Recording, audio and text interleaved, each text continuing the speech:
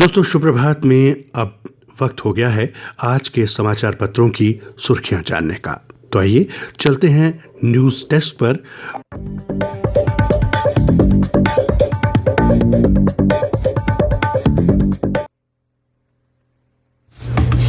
धन्यवाद Shiv Mohan.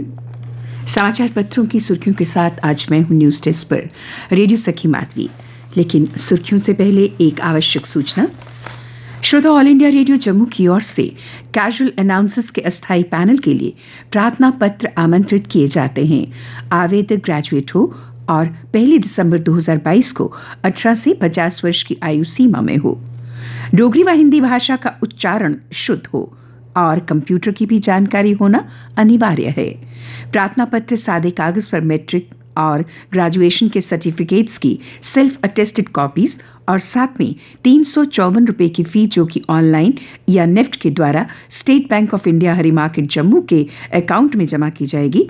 Account number note कर लें 10582387 10582387 प्रार्थना पत्र जमा करवाने की अंतिम तिथि 25 अक्टूबर 2022 है। पता है station director all India radio Jammu, pin 180001। अधिक जानकारी के लिए आप कार्यालय से संपर्क कर सकते हैं। सूचना समाप्त हुई और अब चलते हैं समाचार पत्रों की सुर्खियों की ओर। श्रोताओं, आज अलग अलग समाचार पत्रों ने अलग अलग समाचारों को अपना पहला बड़ा समाचार बनाया है। एक दैनिक समाचार पत्र की सुर्खी है, 2 श्रमिकों का हत्यारा दहशतगर्द साथियों की फायरिंग में मारा गया। पकड़े गए आतंकी बशीर को लेकर सुरक्षा बल दबिश दे रहे थे, तभी मकान में छिपे आतंकियों ने कर दी थी फायरिंग। आतंकी हमले की बड़ी साजिश नाकाम, हंदवाड़ा में 20 किलो आईईडी बरामद।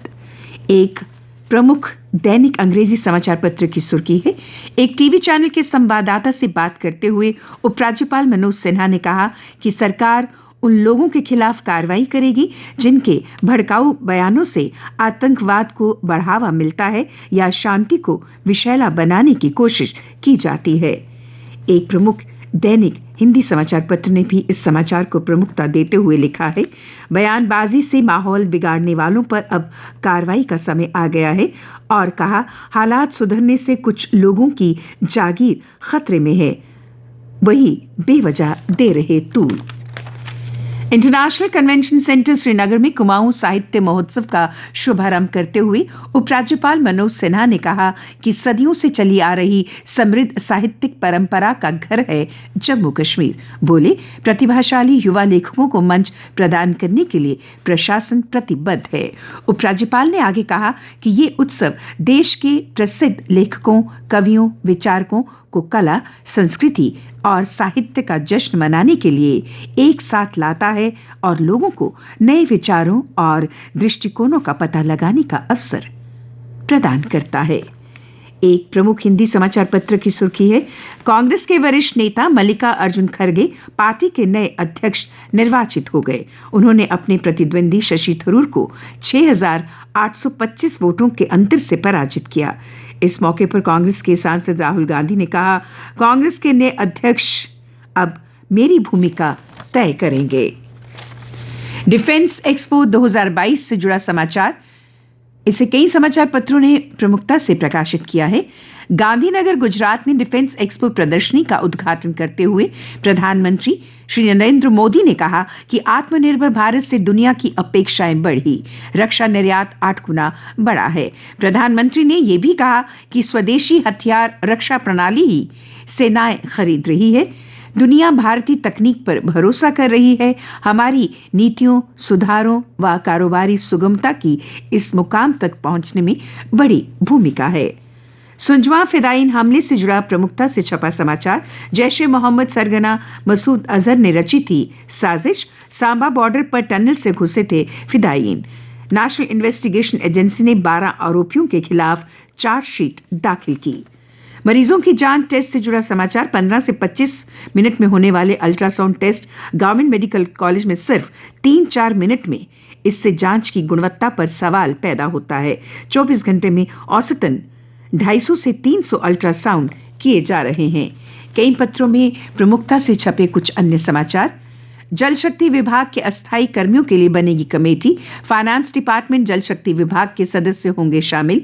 ब्लूप्रिंट बनाकर उपराज्यपाल को दिया जाएगा। कमेटी बनने तक कर्मियों ने कहा जारी रहेगी हड़ताल। दिवाली पर दियों की मांग बढ़ते ही चाक पर घूमने लगे कुम्हारों के हाथ। दिवाली के दिन घी या तेल डालकर दिया जलाना शगुन माना जाता है। सुप्रीम कोर्ट का एक बड़ा फैसला। लाभ पाने वाले संस्थान आयकर में छूट नहीं मांग सकते। केवल शिक्षा में लगे रहने पर ही संस्थानों को मिल सकता है लाभ। प्रधानमंत्री ने गुजरात गांधीनगर में मिशन स्कूल ऑफ एक्सीलेंस का किया शुभारंभ। कहा शिक्षा प्रणाली को अगले स्तर पर ले जाएगी 5G प्रणाली। मिशन के तहत स्कूलों में 50,000 नए क्लासरूम और 1 लाख से ज्यादा स्मार्ट क्लासरूम को आधुनिक रूप में विकसित किया जाएगा। दिवाली धनतेरस के लिए सजे बाजार। घरों की सजावट के लिए इलेक्ट्रॉनिक्स उपकरणों की खरीदारी के लिए पहुंच रहे लोग। डेंगू रोकथाम के दावों के बीच बुखार पीड़ितों से भरे अस्पताल। अब तक आधिकारिक तौर पर प्रदेश में 3,617 डेंगू के मामले मिल चुके। जिला जम्मू के हर तीसरे घर में संदिग्ध बुखार का मरीज। पुलिस स्मरणोत्सव दिवस की तैयारियां तेज। और अब खेल के पन्नों पर एक नजर। डिविजनल लेवल पर वॉलीबॉल प्रतियोगिता संपन्न हुई। अंडर 19 डिस्ट्रिक्ट वॉलीबॉल के फाइनल मुकाबले में पुंछ को हराकर 3-1 से जम्मू बना विजेता। जम्मू के जसविंदर सिंह चुने गए सर्वश्रेष्ठ खिलाड़ी। विश्व चैंपियन वेस्टइंडीज ने वर्ल्ड कप T20 के ग्रुप बी में जिम्बाब्वे को 31 रन से हराकर जबरदस्त वापसी की है। उधर आयरलैंड ने स्कॉटलैंड को 6 विकेट से शिकस्त दी। इस तरह वेस्टइंडीज और आयरलैंड ने सुपर 12 में पहुंचने की अपनी उम्मीदें कायम रखी हैं। 23 अक्टूबर को भारत और पाकिस्तान मैच पर बारिश का साया। मैच में 90% बारिश की संभावना। और अब मौसम।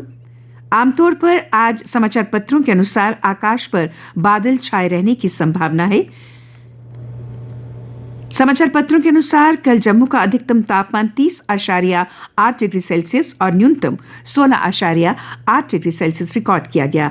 आज सूर्यास्त 5:55 पर और कल सूर्योदय 6:40 पर होगा।